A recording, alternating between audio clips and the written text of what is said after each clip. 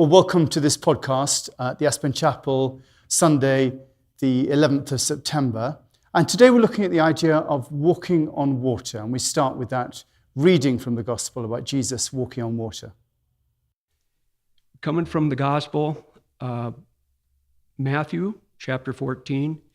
And if you're inclined, I'm a big context guy, so I read the first 21 verses, and it kind of adds a little bit to this, but I'm not going to do that today. But so here we go. Immediately, Jesus made the disciples get into the boat and go ahead of him to the other side while he dismissed the crowd. After he had dismissed them, he went up on a mountainside by himself. Later that night, by himself to pray. Later that night, he was there alone, and the boat was already a considerable distance from the land, buffeted by the waves because the wind was against it.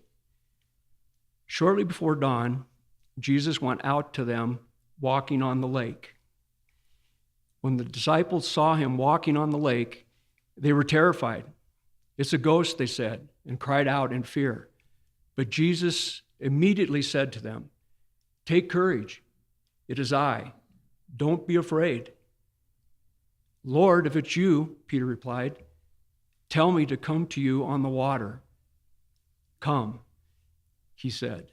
Then Peter got down out of the boat, walked on the water, and came towards Jesus. But when he saw the wind, he was afraid and, beginning to sink, cried out, "Lord, save me." Immediately, Jesus reached out his hand and caught him. "You of little faith," he said, "why do you doubt?" And when they climbed into the boat, the wind died down. Then those who were in the boat worshiped him, saying, "Truly, you are the Son of God." Thank you, Bud.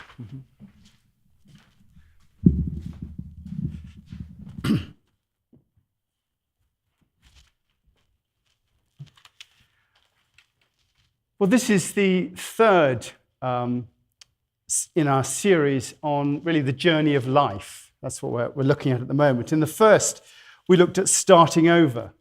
And I mentioned there were three stages that I was going to look at. First stage, holding your nerve. Second stage, putting one foot in front of the other. And lastly, responding to all circumstances in a loving way. And I've sort of created that as being the nature of the journey. And last week, we looked at how important it was to start off that in a sane and balanced way. There's no point in holding your nerve if it's going to lead to disaster. You have to be sensitive to everything around you, everything that's inside you and everything that's outside you, like the balance you need on a surfboard, that balance between in and out. Actually, last week I go running on the low line, and the high line, which is in Snowmass. And I said to her, "I'm going for a run." And so I sort of put on my running clothes, and I drove down to the rec centre to run from there. Drove down to the rec centre, got out the car to go running. And as I was walking towards the beginning of the run, I sort of saw thunder over there and a bit of lightning. And I started to feel a sort of sense, when you get a migraine, you get that sort of wobbly bit that happens. That sort of began. And I sort of got the feeling that now was not the time to go for a run. So I felt a bit stupid, but I thought, right, I turned around, got back into the car and went home again. They always said, "You're back quickly, Dad." But you've got a sense, I think, when it's the right time to start out and when it's not the right time to start out. And it wasn't the right time then. So today I'm going to be looking at, when you do start out, the idea of putting one foot in front of the other. And although I've mentioned the journey of life, Alan Watts, who a great speaker, makes a very good point that life is really not a journey anyway. He says that the physical universe is essentially playful. Like music, you play the piano, you don't work it. And there may be an end point to a piece on the piano, but the end point is no more important than the beginning point. And in dancing, the whole point of the dance is not to try and get to a particular point on the floor. It is just to do the dance, to make the dance happen. And when we live our lives, we tend to lose that sense of playfulness that's there. And it's the same when we're stepping out. Life's really, I think, just putting one foot in front of the other. And yet we're always so fearful about the circumstances and worried about the outcomes of what we do, that we don't allow ourselves in our lives to be lost in the dance. We're continually checking where to put our feet and to make sure that we put our feet in the right place. And, I don't know about you, but my life becomes more of a game of chess than a dance, trying to work out what to do. So once we've come to our senses, and we feel that we are in an okay place and we're holding our nerves, how do we step out? And I think that image of Jesus walking on the water is a powerful one. We are invited, just like Peter was by Jesus, to walk on water. And many times, we do set out to do that. And over again, we then get caught up in one form of trouble or another, all the usual things that trip us up when we're doing that, that we're frightened of, whether it's money, health, relationships, work, depression, loneliness, unfairness, prison, war, deprivation, hunger, crisis, lethargy, pride, greed, fear, anger. The list just goes on and on. All the things that trip us up. And we begin to sink and we have to begin again. And here we all are, sitting in the boat again, contemplating the idea of getting out. We've all failed many times. That thinking of doing it again, when you think, I'll try and walk on water, I'll try and just let go. It almost fills us with a sense of ennui. Why bother? It's never really worked in the past. I might as well just try and plan for the best and see if I can make it a good job of it. But, we know that we'll be back to square one before we start. And there's that feeling that, it's not going to work if we do it. So how do we get out of the boat? Well, I think the first thing to say is that when we do get out of the boat, all those things that I mentioned, depression, health, they're all going to hit us, whether we get out of the boat or not. And the bad news is that whatever you do, those things do happen in life. And you're going to have to walk with those things happening. It's interesting that when Jesus is walking on the water, we know that the weather was rough. He says the boat was buffeted by waves because the wind was against it. And what made Peter afraid was when he saw the wind. So there's always those problems that are going to come up. So we're not talking about waiting for a flat calm, waiting for life to be perfect before we get out. However spiritual we are, and I can tell this for myself, it's not going to stop problems coming our way. And we know that. However hours you spend on the mat, you're still going to get ill. You're still going to have horrible things happen. So how do we do it and how does it work? Well, I think one of the obvious first things is, we've got to not be concerned about these outcomes. When you walk out on it, you've got to let go of your idea of what's going to happen. The moment Peter began to think about it, the moment he was afraid, he sank. That's, that the moment you get caught up in it, you do sink. And we have to have that realization that life isn't a journey with a destination, but it's a dance. And therefore, like dancing or surfing or skiing, we begin to, if we begin to think about it too much, we start to sink. We go into the bank, we fall over. The moment you start to think about it too much. Early this summer, I spoke about maturity. And I said that maturity in a spiritual context is all about reconciling ourselves with our relationship with death. That's what I think maturity is, essentially. When it comes down to it, it is a reconciliation with death.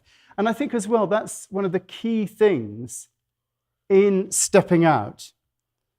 Oddly enough, the thing that gives us the feeling of lightness is to be reconciled with death at each moment. To actually be reconciled with it's going to change at every single moment that we're there. And that does produce a lightness. And in this context, it really means all things must pass. It is about the idea of impermanence, that things are going to change. And I know the moment we talk about impermanence, our minds always go to the negative aspects of it, the negative side of it, the loss of things, including ourselves. But in reality, it's about the passing of darkness as well as the passing of light. It's about all things changing. And that storm, whatever it is that we're stepping out with, doesn't last forever. Although we're now in a solid chapel with a community, who's to say we're all going to be here in a month's time? Or, what might be swept away in a week or in a day or in an hour? We really don't know. We think that things are going to be the same, but we really don't know what's going to happen. We truly don't know what's right around the corner. And to live with that knowledge, to actually live with the knowledge that we don't know, suddenly becomes freeing. You suddenly realize that actually there's no point in worrying about it because you don't know what's happening. It opens us up to anything, to savor what we have right now, to savor the jobs that we have, to savor our friends, to savor our houses, our occupations, because in truth, we don't know what's going to happen tomorrow, and that includes our lives. But we also don't know what might come in the place of what's going on right now. Just as one day has to die in order for the next to come along, the losses that we might experience obviously give way to new and maybe even better things. We don't know what's going to come. However good or not good these things might seem at the point, the idea is we welcome. That poem I used a few weeks ago from Rumi. This being human is a guest house. Every morning a new arrival, a joy, a depression, a meanness. Some momentary awareness comes as an unexpected visitor. Welcome and entertain them all. That is the lightness, is to welcome and entertain everything. In living with all things dying at any moment, we open ourselves to receiving with gratitude all that comes our way. And that lovely phrase from Khalil Gibran, he says, "And could you keep your heart in wonder at the daily miracles of your life? Your pain would not seem less wondrous than your joy, and you would accept the seasons of your heart, even as you have watched and accept the seasons that pass over the fields, and you would watch with serenity through the winters of your grief." It's the lightness with what's coming. And Jesus asks us to get out of the boat. He asks us to let go. The only reason why we don't let go, why we stay in the boat, is that we want to control things, to manipulate the outcome in our favor. We have to know. We have to walk out not knowing, though. We want to know, but we have to walk out not knowing what's going to happen. And it's not the circumstances, as I said before, that we have to work on. It's our reaction to the circumstances. It's something that you constantly work on. Even when we're sinking, to work on the feeling of sinking is to rise up again. Even when things are going bad, to work on the feeling of the things going bad is to rise up again. And remember, we're not just doing it for ourselves. We're doing it because that process is what works in the transformation of all things. The little bit that we have to offer is the work that we do. Jeffrey said to me the other day that he heard this person saying that we are the problem in our own lives. And we have to sort out the problem. And it's us. In our own lives, we have all the bits. We are the problem ourselves, and we have to sort that out. It's not the circumstances we work on, it's our reaction to it, and it's something that you constantly work on. To step out with that lightness and freshness of not knowing and not being attached, of living with the death of what we have, gives us a perspective on life that keeps us afloat. That is what works. We continue to surf the wave. We walk on water. We have confidence to put one foot in front of the other because we're not afraid. Peter sank when he became afraid. It's dealing with that fear. And we're not afraid because, we're not afraid in that situation because we know we're dealing with reality. And do you know what reality is? The one thing you can rely on is that things are going to change. Impermanence is the reality. Impermanence is the reality. We have to come to terms with the impermanence of all things and realize that that impermanence is in fact solid ground, and it's nothing to be afraid of. The very change is the solid ground. Now, I was in San Diego recently, and there was a surfing machine, huge surfing machine in one of these arcades. I don't know if you've seen them. It's a huge sort of thing. Everyone's sitting and watching it, drinking. A huge thing where they create one wave that permanently comes along. And people edge out onto this wave. It's about the size of this room. And there's this one wave that's permanently there. And there's a whole queue of people with their surfboards. And they come up with their surfboards and they surf on this one wave until they fall over. And it's a one-wave surfing experience that's created, in a great shack. And the wave just constantly comes. And it's interesting because you remain stationary. And the wave continually moves past you. And so you're on the wave, and you're not moving anywhere, but the wave underneath you is moving. Now, our experience is that we move through life. We move through life and, we go along and things happen. But what if it was that we were stationary, just get this in your consciousness, and life was moving through us, just like that wave? Just imagine that thought, that we're stationary and life is moving through us. And I think that's what happens, because our consciousness is in fact stationary. Our consciousness doesn't move. And everything actually moves through us. And the moment you think about it, when you're surfing, the moment you think about it and you reach outside yourself for stability, you fall over. Because the balance is here. The balance is here. But the illusion is that we have to hold on out there. I was in a car with Jessica recently outside City Market. And we were parked when suddenly I felt the car rolling forward. And I put my foot on the brake and I put the sort of thing in gear, and it was in gear. And suddenly I realized that I wasn't moving forward. I was panicking. But the car next to me was backing up. And I had a total illusion that I was moving. And that's the way it works, I think, in life. The illusion is that we're moving. But actually, we have the stability and everything else is changing around. The one thing that's always constant is change. And I think that's the key to stepping out with grace and putting one foot in front of the other. It's realizing that you are the constant. You don't have to be afraid of the stuff outside because the constant is here. Everything around you is changing. And balance is something that you can practice. And that's always a good thing, I think, to have a practice. It's something you can practice wherever you are, whatever you're doing. Consider the possibilities of change. That as I run, Heather was running the other day and she met a deer around the corner. You never know what you're going to meet around the corner. You really never know. And I don't know what life's going to bring me the next moment. It might be, I might think it's good, I might think it's bad, but I don't know. And there's a freedom in that. There's a freedom in not knowing and giving up to the fact you might die tomorrow. Giving up to the fact that horrible thing might happen. Giving up to the fact that good thing might happen. It's going to happen.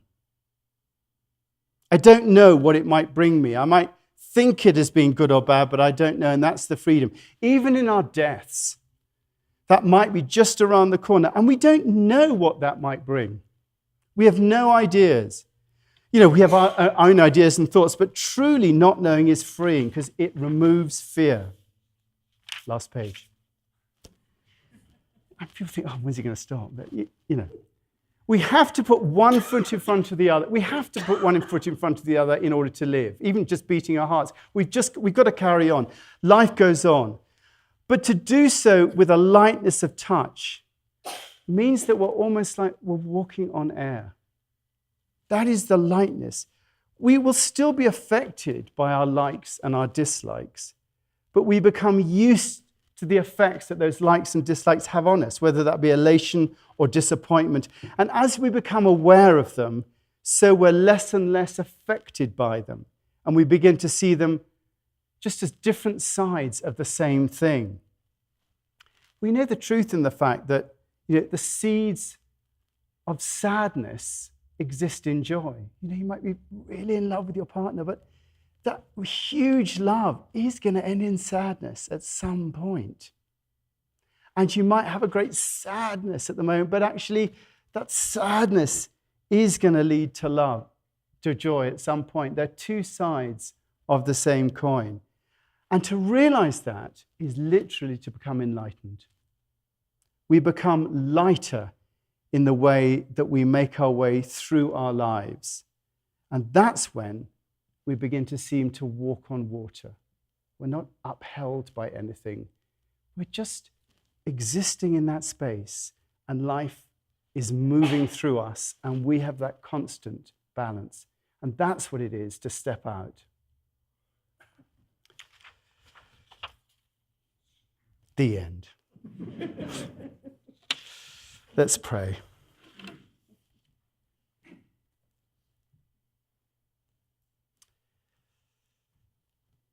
Lord, we do pray for all those who feel that they're drowning in some way or another at the moment.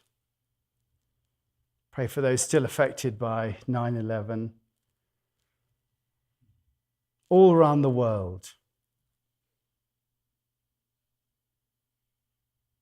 I pray that your peace and love may exist in the hearts of leaders that will create a sense of growing peace in the world. Pray for our country at this time of election, that you will create sanity and peace in the candidates and in the debate. Pray for our town, people leaving and coming, all those working here. Pray for the valley, all those working up and down the valley, that you will give us an opportunity to shine a light and be an example to all those who come here. And finally, we pray for all those in our community, particularly giving thanks that Bunny Harrison is now home, feeling better. Bunny, we pray for you and John. Pray for the Kennedy family, for David Little, for Val Britt Carlberg, for Tom Isaacs, for Marsha Morris, Betsy Radcliffe, Erin Tully, John Waller, Elise Strickland, Maureen Hirsch, Carly Nelson, Will Welsh, Barbara Orcutt, Patricia Hill, and Philip Hodgson. Lord, we just pray your holy blessing upon them, that you'll give them balance in their lives. Amen.